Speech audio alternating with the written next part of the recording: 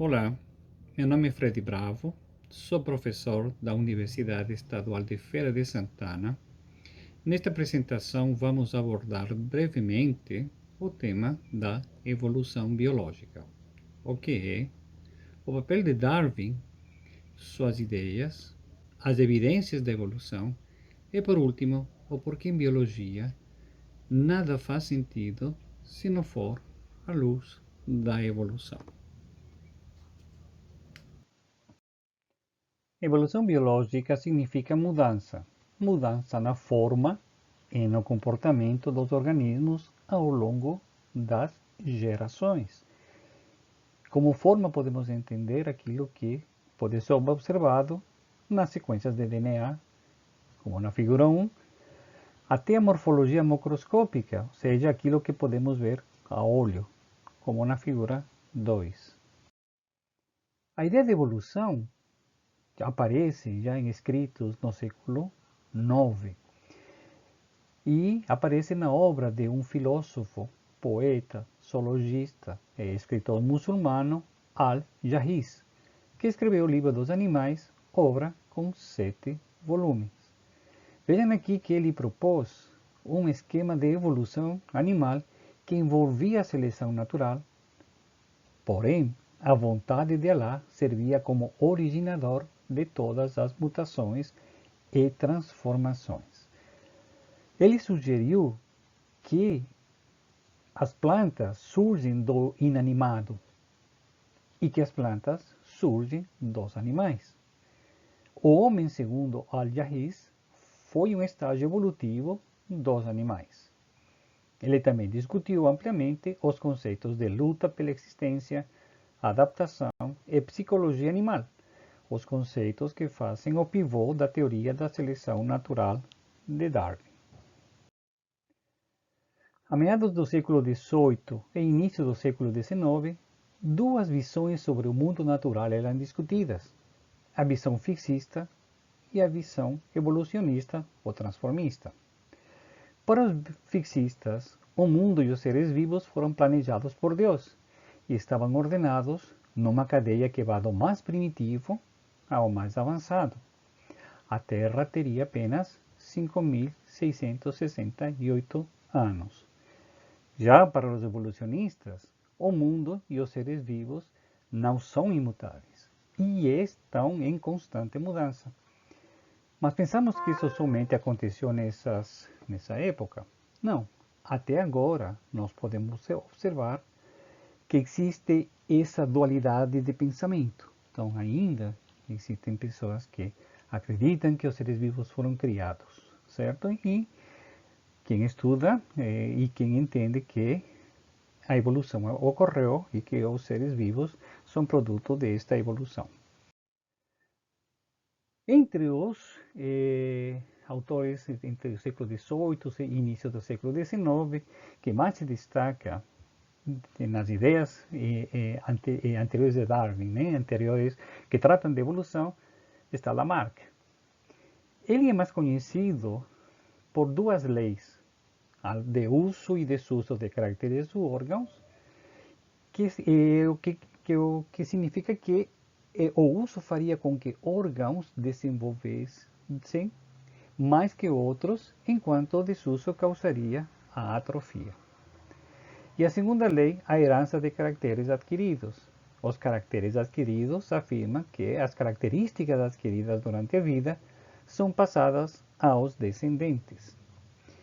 Estas duas ideias eram amplamente aceitas na época, inclusive Darwin defendia a primeira destas, e jamais Lamarck falou ou diz em alguma parte que ele era o criador, o que pensou nestas ideias. Não, eram ideias que estavam lá e que simplesmente Lamarck fez uso destas ideias.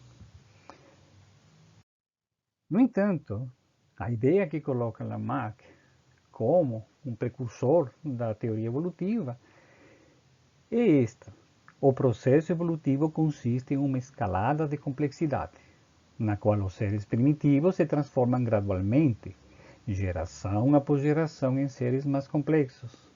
Acreditava que os seres primitivos se se originavam por geração espontânea. Nós podemos ver aqui nesta figura a grande cadeia do ser, a escala Nature, na qual então, a partir de seres não vivos, então se originavam, por geração espontânea, plantas, animais, e no ápice nós tínhamos os seres humanos.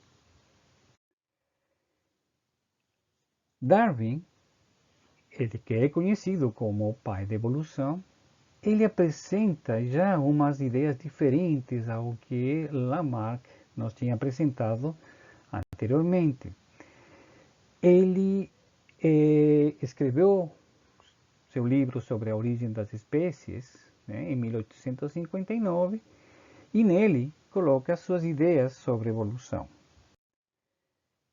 Ele diz que a evolução não é um processo linear, mas um processo de divergência a partir de ancestrais comuns. Então, nós podemos ver nesse gráfico que é o único gráfico que aparece no livro de A Origem das Espécies, que nos mostra que a evolução se dá por ramos. Sim? Então, na base teríamos ancestrais e nos ramos seríamos descendentes. E, inclusive, há um caderno no qual ele escreve e desenha suas ideias. Nós podemos ver aí na figura. O outro processo, sim, que Darwin utiliza ou nos coloca no seu livro é o processo da seleção natural. E ele diz que a causa, que é o que causa as mudanças evolutivas. A seleção natural também foi proposta, sim, como mecanismo por Alfred Wallace. E os dois apresentaram um trabalho curto na Sociedade Linneana lá de Londres, na qual apresentavam estas ideias similares, Só que depois Darwin ele colocou muito mais exemplos no seu livro. A seleção natural nada mais é do que um mecanismo evolutivo que se baseia na sobrevivência e reprodução diferencial de indivíduos de uma população.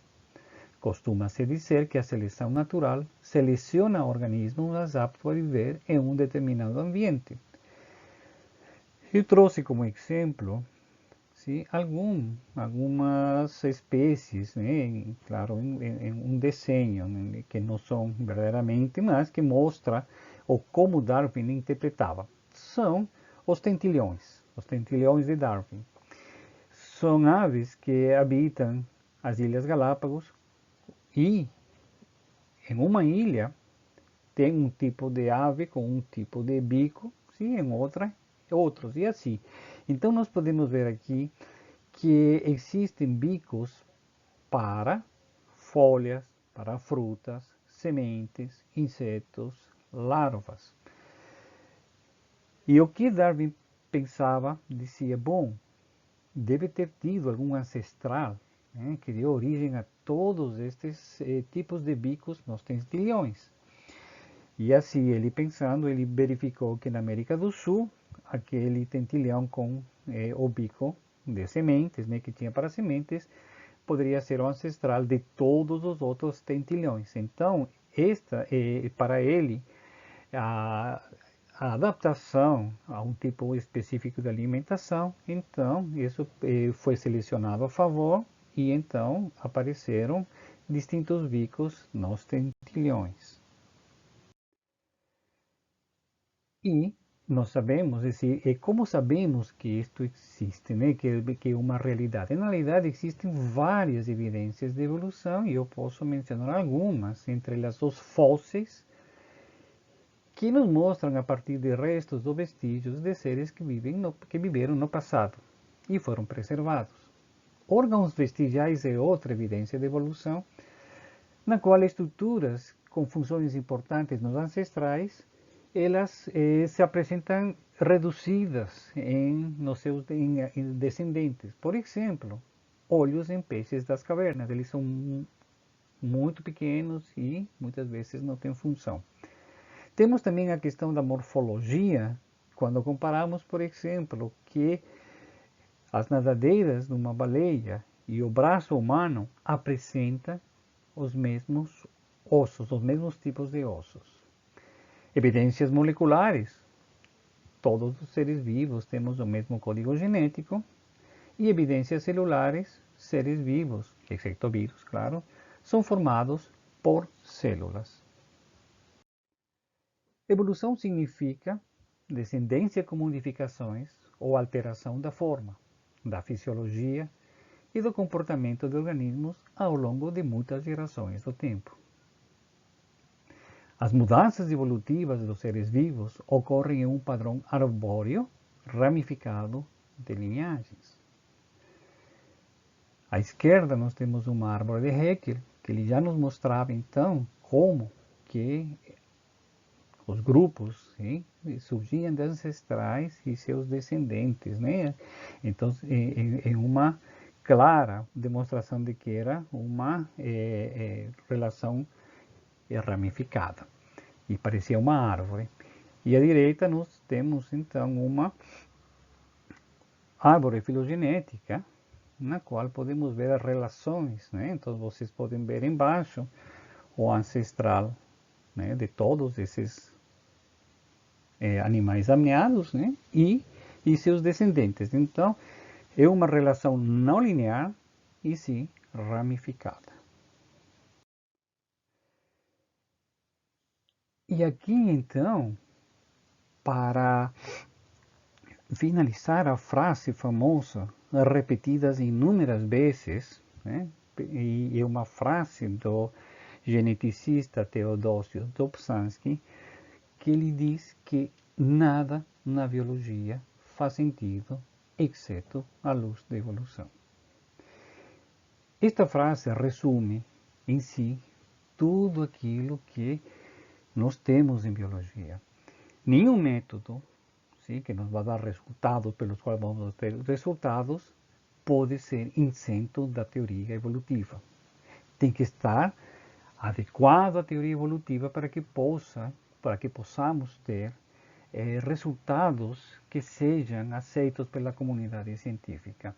Então, se nós, em biologia, não trabalhamos dentro da teoria evolutiva, nada vai ser aceito. Por quê?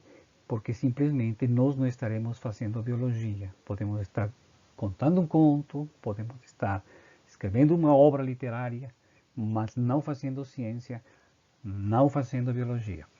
Esta frase, então, resume em tudo, né, essa beleza dessa frase, aquilo que nós pensamos sobre a evolução. Para finalizar, então, mostro aqui um desenho à esquerda de Darwin e à direita de Mendel, a síntese evolutiva moderna, também conhecida como neodarwinismo, é entendida como a combinação da teoria da evolução de Charles Darwin e Alfred Russel Wallace com as ideias mendelianas da hereditariedade em uma estrutura matemática conjunta. Mas esse é um assunto outro, sim, que no futuro será visto por vocês e espero que tenham gostado e nada mais tenho a dizer. Obrigado.